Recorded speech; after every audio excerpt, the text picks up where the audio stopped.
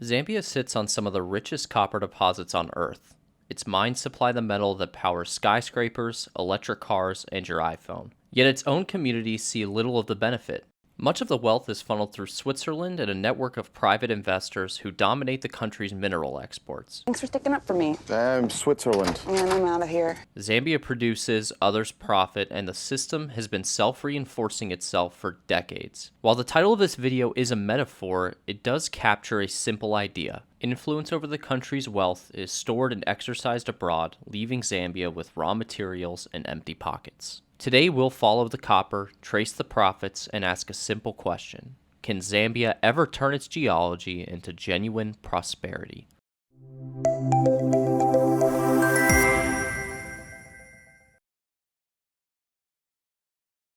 Zambia's Copper Belt region is a treasure trove of mineral wealth, producing some of the richest copper deposits the world has ever seen. Raw copper here is abundant, but turning that raw mineral into usable copper is far from simple. Mining starts with exploration, a meticulous process of geological surveys, drilling, and sampling to locate economically viable deposits. Once identified, the ore is extracted using two primary methods, open pit mining and underground mining. Both methods require heavy machinery, specialized labor, and careful environmental management. More on that later. After extraction, the raw ore is turned into fine particles and concentrated. It is then ready to be smelted and refined into bars or wires. It is a key component in electrical wiring, motors, renewable energy infrastructure, telecommunications, and transportation.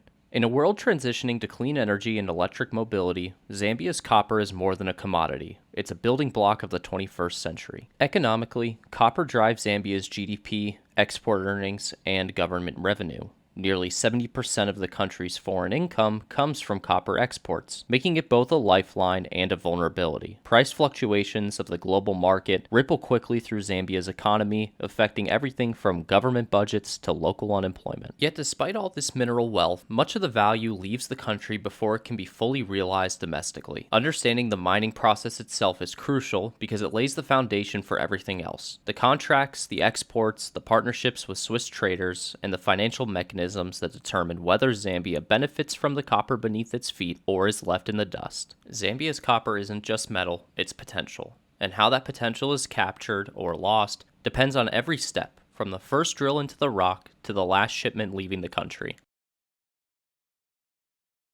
In 2023, Zambia exported approximately $6.73 billion worth of copper. Of that $6.73 billion, $4.15 billion of it alone went to Switzerland, meaning that over 96% of their total exports to Switzerland were copper, and this was just what was on paper. As a matter of fact, Zambia exported more copper to Switzerland than it had total exports to the next three highest countries combined, highlighting Switzerland's dominant role in the trade. However, this exportation often involves complex financial agreements that can skew the trade value of transactions. Switzerland, a landlocked country with no significant mining operations of their own, has ironically become a central hub for global commodity trading. This paradox is explained by the presence of major trading firms like Glencore, Trafigura, and Mercuria, which have established their headquarters in Switzerland.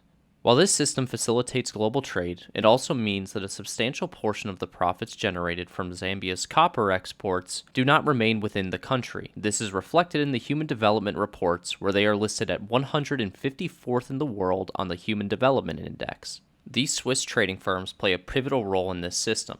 By acting as intermediaries, they facilitate the export of Zambia's copper while also controlling significant portions of the trade's value. These firms often operate with a level of opacity, making it difficult to trace the exact path and value of their copper. Their involvement adds a layer of complexity to the trade and distorts the true economic impact on Zambia. One of the primary mechanisms through which value is extracted from Zambia is transfer pricing. This practice involves setting prices for transactions between subsidiaries of the same multinational corporation. By manipulating these prices, companies can shift profits to jurisdictions with lower tax rates, thereby reducing their liabilities in Zambia. For instance, a Swiss trading firm might purchase copper from its Zambian subsidiary at a low price, even though the market value is much higher. This essentially lowers their tax burden for the subsidiary because they aren't making as much profit. The copper is then sold at market value under the Swiss trading firm's name, with the profit accruing to the Swiss entity. This practice not only deprives Zambia of potential tax revenue, but it also skews the country's economic indicators. Stability clauses complicate the situation even further. These clauses are agreements between the Zambian government and foreign investors that lock in favorable tax rates and other terms for extended periods, often 15 to 20 years.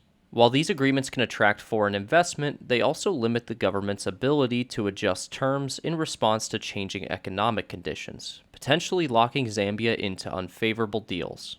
The Mopani copper mine, one of Zambia's largest, provides a stark example of these financial practices. In 2021, Zambia's government repurchased the mine, but prior to this, 90% of it was controlled by Glencore and Quantum Minerals. Despite the mine's significant contribution to Zambia's copper production, the financial benefits to the country have been limited. The use of stability clauses in the original agreements means that Zambia cannot renegotiate the terms to capture a larger share of the profits. The cumulative effect of these financial practices is profound. In 2021 alone, an estimated $5 billion, approximately 20% of Zambia's GDP, was siphoned offshore through hidden balance of payments entries, alongside $1.2 billion in profit remittances. These figures underscore the scale of the financial outflows and their potential impact on Zambia's economic development. The loss of these funds has tangible consequences. Despite being one of the world's largest producers of copper, Zambia faces significant challenge in areas such as healthcare, education, and infrastructure. The funds that could be used to address these issues are instead flowing out of the country, contributing to a cycle of underdevelopment. This is hardly a unique problem to Zambia, as many African nations have also faced these challenges since decolonization.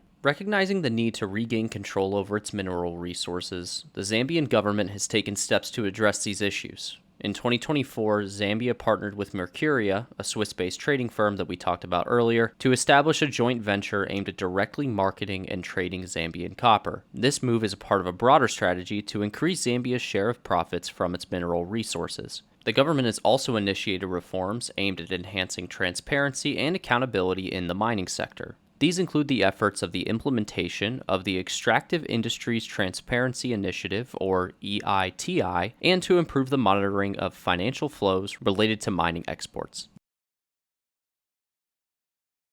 The economic story is only part of the picture. Environmental and social costs inherently follow wherever copper exports exist. In 2015, chemical spills at the Kafu River from a nearby mining operation caused significant ecological damage. While the exports continued uninterrupted, affected communities faced water contamination and loss of livelihood. This disconnect highlights the human cost of a system that prioritizes international trade efficiency over domestic well-being.